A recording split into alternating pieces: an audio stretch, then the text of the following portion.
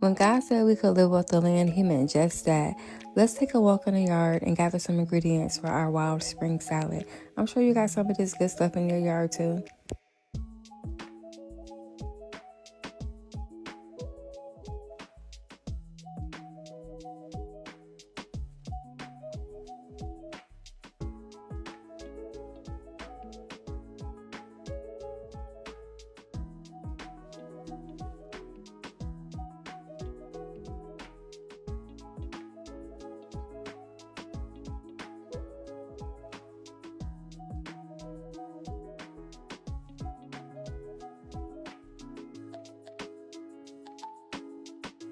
So after my wonderful foraging festivities, I gave everything a really good cleanse by just using some cold water and about a tablespoon of distilled white vinegar.